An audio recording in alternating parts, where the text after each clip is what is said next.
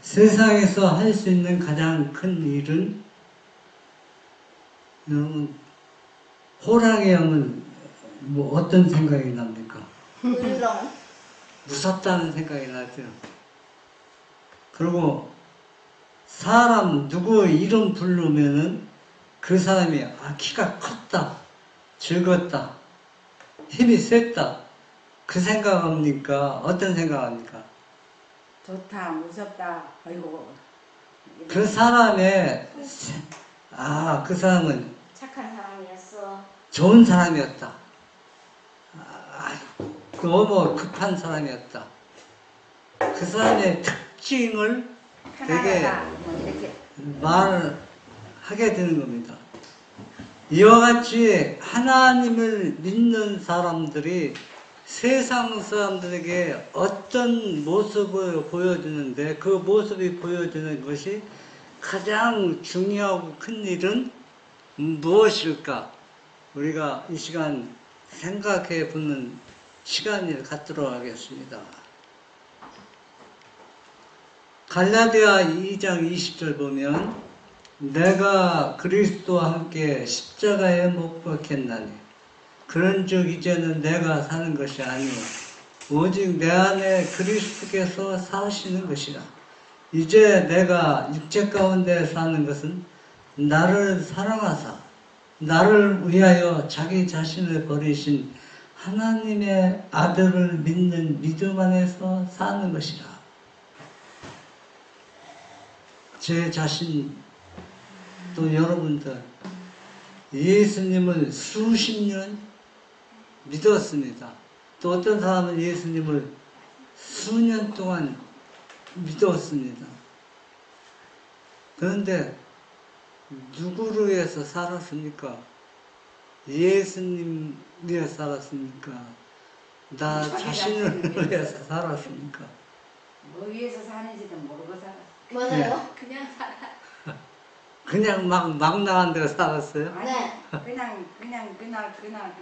이게 이 말씀을 주인공 이 사도 바울은 담에서 가기 전에 예수님을 만나기 전에는 누구를 위해서 살냐면 자기 자신을 위해서 살았어요. 네? 아니 하나님을 위해서 하나님을 위해서 산다고 했는데 왜 자기 자신을 위해서 살았냐면 칭찬받았잖아요. 잘한다.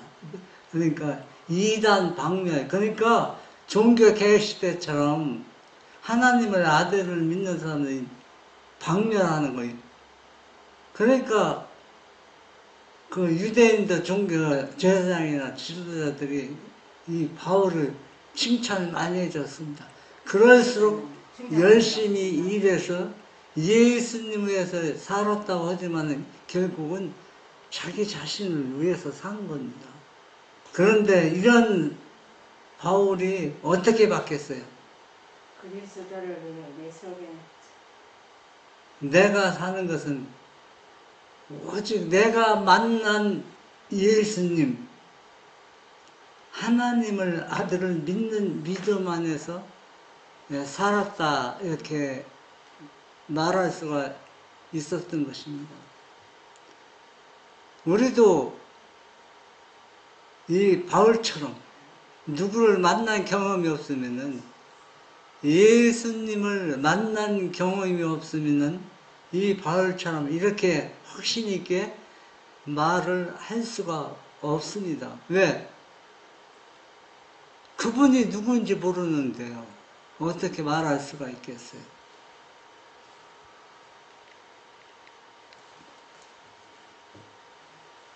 하이투서 갈라디아 5장 20절 세상에서 할 수 있는 가장 큰 일, 사람들 속에 있는 모든 선한 것들은 모두 다 성령이 역사한 결과이다.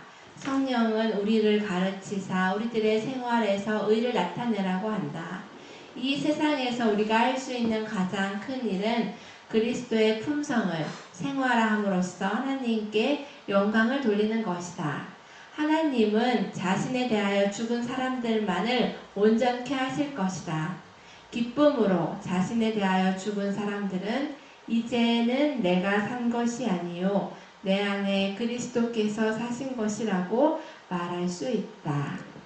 이러한 거듭남의 삶은 누구의 역사라? 성령이 가르치고 성령이 인도하십니다. 이 성령은 예수님이 모든 죄를 정복하시고 우리의 대속물이 완전히 되시고 완전히 이 세상에서 돌아가신 후에 다시 부활하신 그분의 영, 그분의 성령이 우리를 어떻게 했냐면 내가 이 땅에서 어떻게 살았는가를 가르쳐 주시고 인도하신다는 얘기입니다. 그래서 우리가 이 땅에서 예수님 가신 그 길, 예수님께 영광을 돌리는 것은 그분의 영의 인도를 받기 때문에 그게 가능하다는 얘기입니다. 누가 그렇게 살았어요? 사도 바울이 예수님을 만난 다음에 그렇게 살아갔다는 얘기입니다.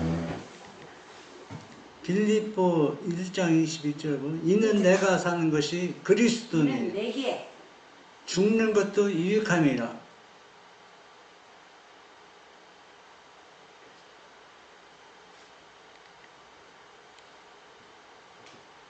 하이주서 빌립보서 1장 21절 그리스도인이란 무엇인가?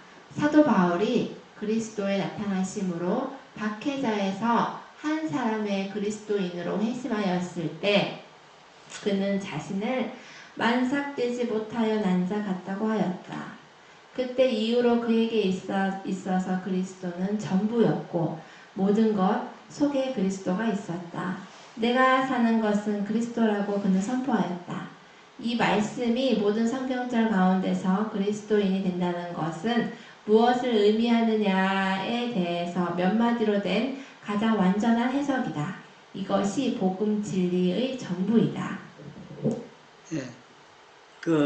짐승을 키워보면 강아지 같은 거 키워보면은 개가 새끼를 낳으면은 그 새끼 낳은 몇 마리 중에서 좀 무엇인가 지능이 또 부족한 게 있어요. 그게 뭐라고 하죠?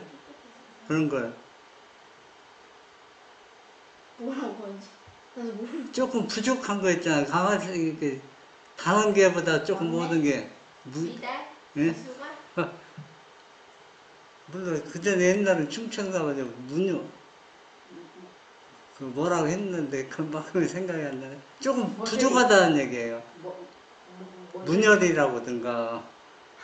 그러니까 사도 바울이 만삭되지 못해서 난 자 같다 하겠습니다. 만삭되지 못해서 난 자라는 얘기는 정상적이지 아니라는 얘기입니다. 그럼 사도 바울이 왜 그런 마음을 가졌을까요? 이 사도 바울은 회개하고 정결하게 시심하였지만 항상 그 마음의 가책을 느끼는 것은 그렇게 진리대로 살고 열심히 하나님을 예수님을 믿는 사람들을 너무 많이 잡아 드렸고 너무 예수님을 핍박했습니다. 그래서 그것이 항상 마음에 걸려서 나는 온전한 사람이 아니다. 그런 생각을 항상 하셔서 늘 이 교만과 자아가 살아날 수가 없어요. 사도 바울 속에. 나는 이렇게 죄인이고 나쁜 짓을 많이 한 사람인데 만삭되지 못해서 나는 사람입니다. 어디 가도 자기는 저 사람보다 항상 부족하다고 생각합니다. 자아가 교만이 일어나는 것은 어느 때 일어나니까 내가 상대방보다 높고 낫다고 생각하기 때문에 자아와 교만이 일어나는 겁니다. 그래서 사도 바울의 전 생애는 오직 뭐냐면 그리스도입니다.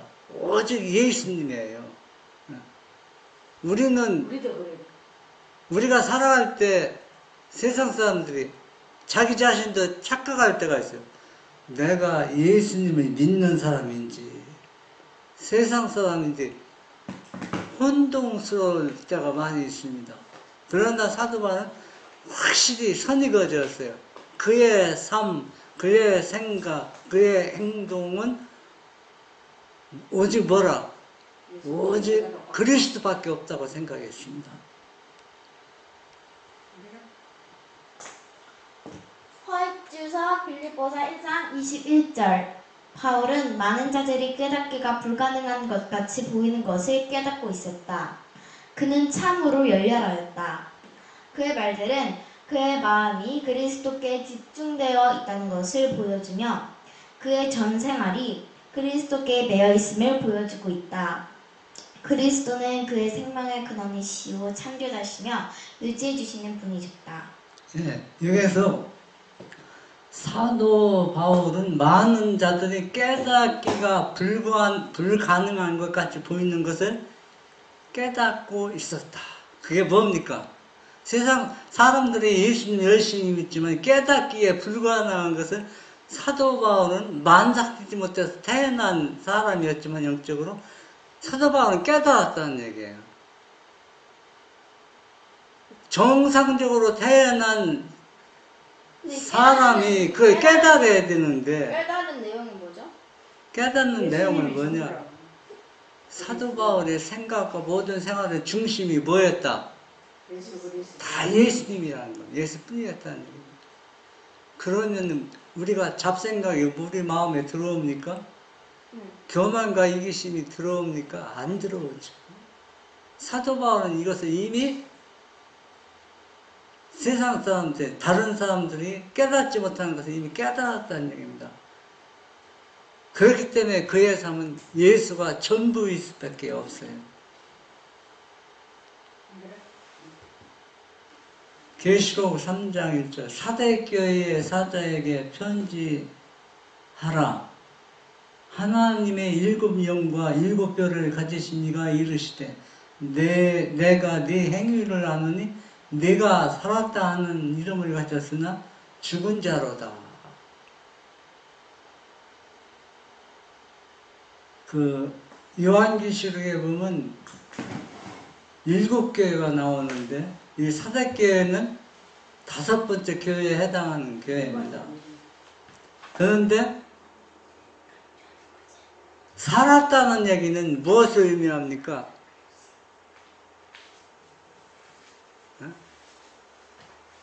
살았다 하는 행위는 음절이가 살아있으면 뭐합니까? 바이올 연습은 바이올린을 전공하고 아주 심차게 연습을 하는 겁니다. 살았다는 증거입니다.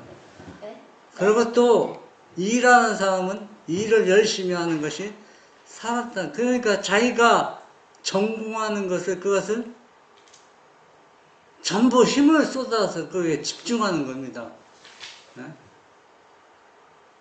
그래서 여기서 살았다는 것은 예수님을 얼마나 열심히 믿고 찬양하고 경배했는지 뭘 받았어? 살았다 하는 인정을 받을 수 있을 정도로 사대교회가 그랬다는 얘기입니다.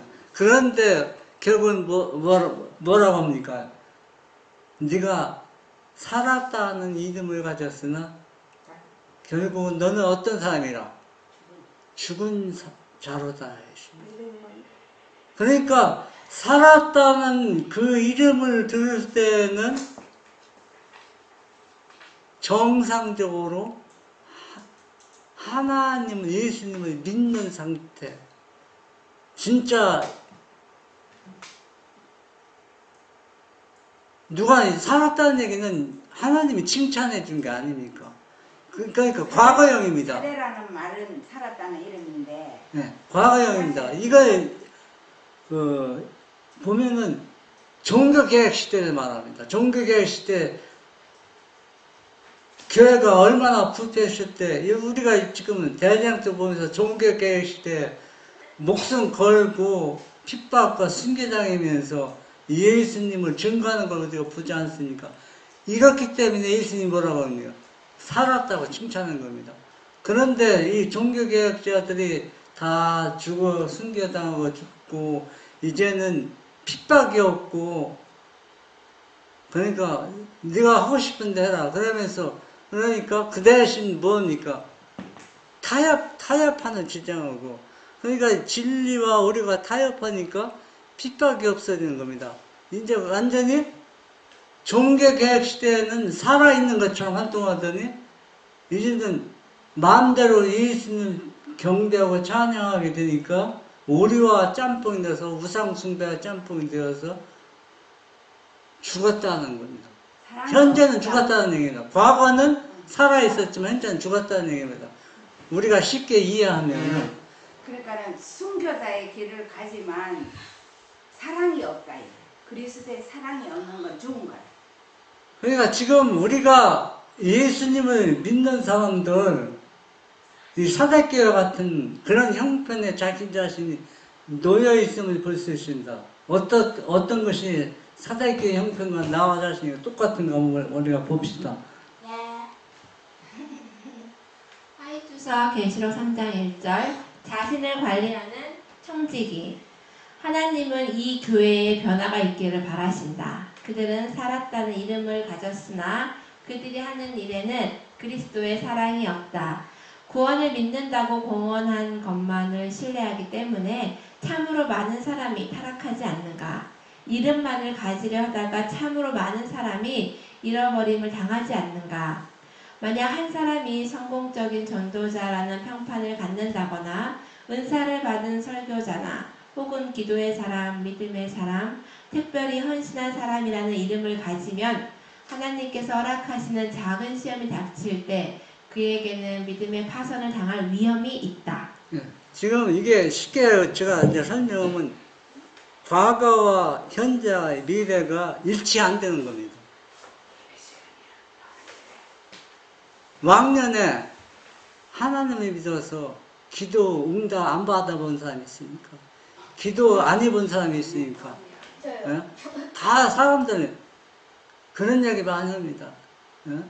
또 전도 열심히 하고 내가 영혼을 몇 명 인도했고 교회 헌신하고 또 봉사해서 어떤 많은 일을 했고 또 많은 사람들이 칭찬과 격려를 받았고 이렇게 하는 사람들 이건 과거입니다. 과거예요. 현재는 그렇지 않다는 얘기입니다. 현재는 쉽게 표현하면 죽은 상태라는 얘기입니다. 그래서 이런 칭찬받고 평판이 좋던 사람들이 시험이 닥칠 때, 시험도 작은 시험이 닥칠 때 믿음의 파산을 당할 위험이 있다는 얘기입니다. 그걸 경고해 주는 겁니다.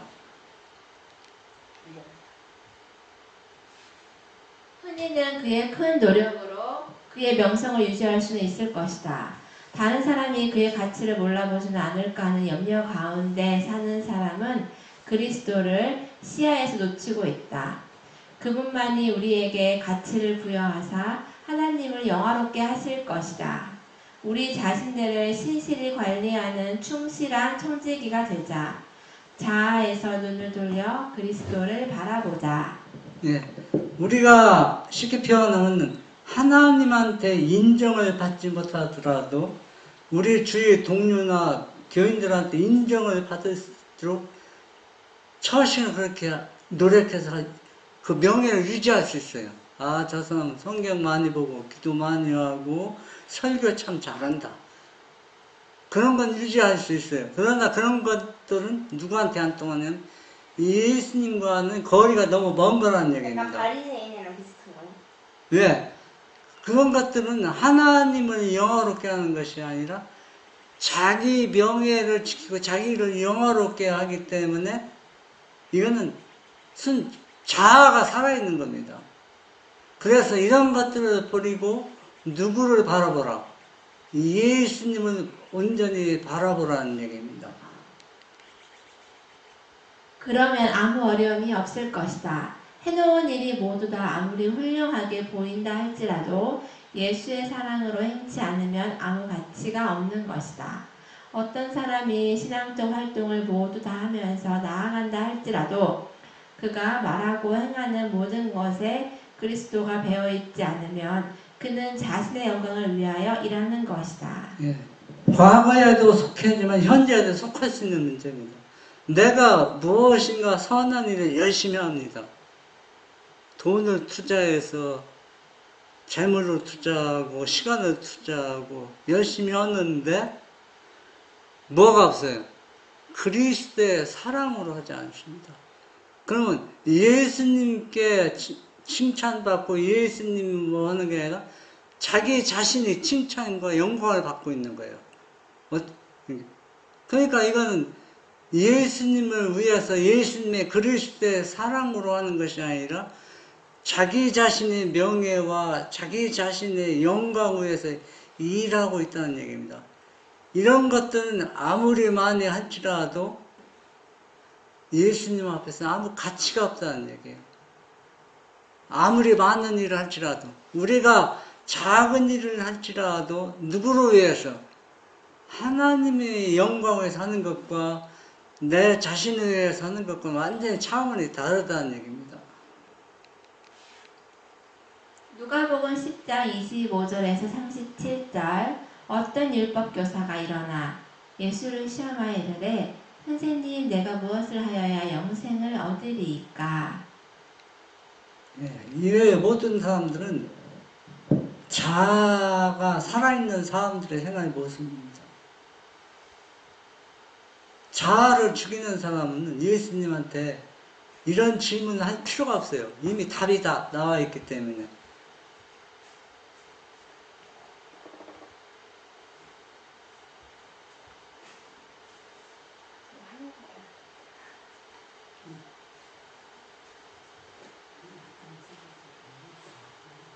어떤 율법 교사가 일어나.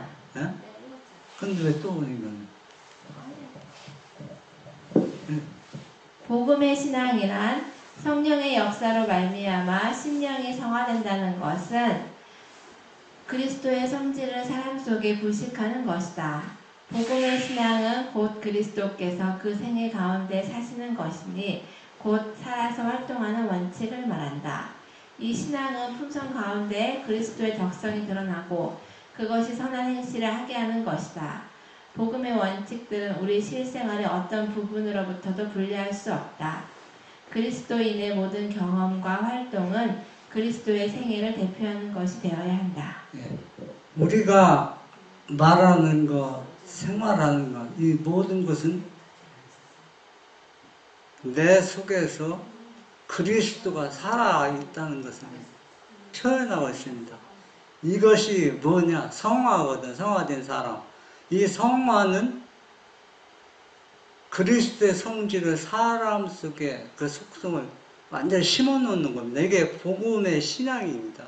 그냥 말로만 성경 연구 기도하는 것이라 복음의 신앙은 그분의 품성을 우리가 생활 속에서 자연스럽게 나타나는 것이 복음의 신앙이라는 얘기입니다. 그리스도의 성질을 우리가 예수 믿어서 아무개 두면 이거 성질 개딱같다 그러면 복음의 신앙이 그 속에 없는 거예요. 누구 이름 되면 그 사람은 진짜 예수 믿는 사람이야. 그러면 그게 뭘 나타나니까? 예수 그리스도로 나타나는 거예요. 이게 복음의 신앙이라는 얘기입니다. 미안하게도 안덕에도 보건소가 있죠. 여러분 보건소 가면 어때요? 마음에 들어요? 안 들어요? 마음에 안 들어. 그런데 어떤 보건소 소장이 부임해서 왔는데 그 소장은 새벽 2시에 찾아와 있는 시골에 차가웠기 때문에 병원 거리가 떨어진 데 보건소가 있잖아요. 병원에 못 가니까 임시 처방으로. 그런데 새벽 1시에 와도 차를 타고 가요. 차를 싣고. 또 시장에서 뭐 봐달라고 하면은 뭐 걸어서 버스도 한다니 걸어가야 되니까 뭐 좀 사달라면 누가 부탁해도 싫은 데서 하니까 항상 웃으면서 예하고 그런 보건소장이 있어요. 여러분 이건 누구의 속성입니까? 그런데 그 사람이 예수를 안 믿어갖고 목사님이 찾아갔다. 당신 때문에 이씨 다 물러간다. 이게 예수님의 속성입니다. 그러니까 자기 양심대로 살아가는 것은 그게 복음이에요. 복음. 양심이 율법입니다. 양심. 이게 쉽지는 않아요. 그런데 누구의 역사? 부활하신 성령의 역사가 있으면 이게 가능하다는 얘기입니다. 그래서 복음의 원칙들은 우리 실생활의 어떤 부분으로부터 분리될 수 없다는 얘기입니다. 그러니까 우리는 분리되어 있기 때문에 예수님의 속성이 나오는 것이 아니라 누구의 속성이 나와요? 본인의 속성이 나오는 겁니다. 뭐 내 마음에 안 든다 모든 것이 그러면은 뭐가 나옵니까? 나쁘게 표현해서 내 성격이 나오는 거예요. 내 성격이. 인정. 근데 이런 것들이 우리가 어떻게 해야 돼요?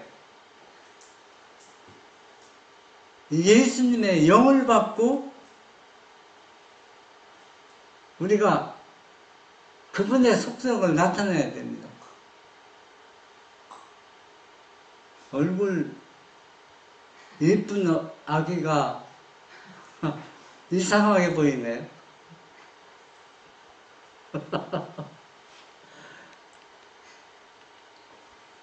화이트서 누가복음 10장 25에서 37절 사랑은 경건의 기초이다. 사람이 말로는 아무리 공언한다 할지라도 자기의 형제에게 대하여 이기심 없는 사랑을 가지지 못하는 한 하나님께 대한 순진한 사랑을 가질 수가 없다. 그러나 우리는 다른 사람을 사랑하려고 애씀으로써만도 결코 이런 정신을 갖게 될 수가 없다. 필요한 것은 그리스도의 사랑이 우리의 마음 가운데 있어야 한다. 이거는 그리스도의 마음에 그리스도께서 주셔야지 내가 어떻게 할 수 없어. 예. 그럼 내가 가지고 싶다고 가능할까? 사랑은 경건의 기초이다 했습니다. 이기심 없는 사랑을 가지지 못한 사람은 하나님께 대한 순전한 사랑을 가질 수 없다 했습니다. 그러니까 우리가 하나님의 사랑을 가질 수 없는 것은 뭐가 있다는 얘기예요? 이기심이 있다는 얘기입니다. 그래서 필요한 것은 그리스도의 사랑이 우리 마음 가운데 있어야 하는데 우리가 어떤 마음을 가질 때 그리스도의 사랑이 우리에게 임하는가? 이거는 본인 자신은 다 알고 있어요. 네, 실천을 하지 못할 뿐이지. 저는 몰라요. 자신이 그리스도에게 융화되는 때에는 사랑은 저절로 생겨난다. 그리스도인의 품성의 완성은 다른 사람을 돕고자 하는 생각이 마음속에서 계속하여 일어나는 때 하늘의 햇빛이 마음에 충만하고 얼굴에 나타날 때에 성취된다. 예. 그리스도의 사랑이 나타날 때 어느 때 나타나면 우리가 쉽게 표현하면 내가 꼭 도와줘야 할 사람이 나타나면 그 사람을 어때요? 돕고자 하는 도와주고자 하는 마음이 내 마음속에서 열렬하게 일어날 때 우리가 어떻게 된다는 얘기예요? 그리스도의 품성을 완성을 이룬다는 얘기예요. 불쌍한 사람 봐도 뭐 외면하고 말하면 어때요? 그리스도의 품성을 우리가 형성할 수가 없어요. 그리스도의 품성은 어느 순간에 형성되는 게 아닙니다. 우리가 평상시 생활 속에서 그분의 품성을 형성되는 겁니다. 본인들 그걸 잘 못하고 있어요. 왜? 생각지 않거든. 그냥 내가 하고 싶은 대로 일도 하고 막 하다 보니까 그리스도 안인들이 분리된 것처럼 살아가는 겁니다. 그런데 그게 아니라는 얘기입니다. 그리스도 완전히 분리될 수는 없습니다. 그래서 우리가 무엇을 하든지 그분의 품성이 드러나든지 내 고약한 성격, 이기심이 드러나는데 둘 중에 하나는 드러나는 겁니다. 그런데 우리가 그리스도의 품성을 나타나게 하는 것은 어느 때 나타난다? 내가 다른 사람을 돕고자 할 때, 또 다른 사람 마음은 내 마음에 들지 않지만 저 사람이 하는 행동이 마음에 들지 않지만 내가 그 사람을 이해하려고 노력할 때, 그럴 때 그리스도의 품성이 품을지어지고 있다는 얘기예요. 예수님과 융화가 잘 돼 있는 건 저절로 사람이 돕고 싶은 마음이 생깁니다. 그런데 예수님과 융화가 안 된다. 어느 순간 잘 됩니까? 내 노력이 없이? 그건 없어요. 나에게 1000년 시간이 다 안 옵니다. 기회가 주어지면 그 기회를 그리스도의 사랑 품성이 드러나도록 그것을 내 것으로 삼는 거예요. 어떤 사람이 지금은 별로 없어요. 옛날에는 몇십 년 전에는 서울 가면은 왜 이렇게 막 부끄러운 사람, 막 불쌍한 사람이 많은지. 요즘도 엄청 많아요. 예, 지금도 많아요? 그렇게 많지? 아 그렇게 많진 않지만 역에 가면 많아.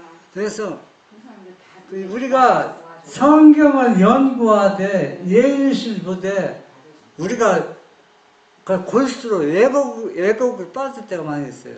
성경에서는 양면을 제시해 줍니다. 예언신도 불쌍한 사람이 있을 때 도와줘라 는 말이 있고 도와주지 말라는 말이 있어요. 그러면 도와주지 말라는 얘기는 어떤 사람에 해당되고 도와주는 사람 어떤 사람에 해당되니까 우리는 알지 못합니다.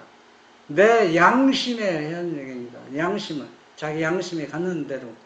왜냐하면 이런 불쌍한 사람이 있을 때 고의적으로 노골적으로 직업적으로 이렇게 하는 사람도 있어요. 그것을 내가 구분 붙을 때는 그 사람들 도와주는 겁니다. 구분 안 갈 때는 아, 저 사람은 고의적으로 남이 시켜서 하는 것이다 할 때는 안 줘도 되지만 불쌍한 마음이 들 때는 우리가 그 사람을 도와주는 겁니다. 이런 것을 통해서 작은 일이지만은 이것이 뭘 형성한다? 그리스도의 형성을 형성하게 모든 된다는 사람들이 겁니다. 다 안 불쌍하는데. 그럼 아예 다 안 도와줘. 안 불쌍하게 생각되는 것은 마음이 그만큼 강팍해지고 있다는 얘기죠. 아니 내 양심에 따라 사람은 내가 도와주고 불쌍해서 도와주고 싶으면 도와주고 이 사람이 고의적으로 하는 것 같은 마음이 들면 도와주지 말라고 했잖아요. 그게 누가 있지? 나발이 그랬잖아. 나발이. 그 나발이 그게 좋아요? 안 좋잖아요. 결국은 나발도 죽었잖아요. 그래서 세상에서 가장 중요하고 가장 큰 일은 우리 생활 속에서 그리스도의 품성을 드러내는 것이 세상에서 가장 큰 일이라는 것을 우리가 생각하면서 우리가 자연스럽게 그분의 품성을 드러내는 삶이 되도록 합시다. 아멘.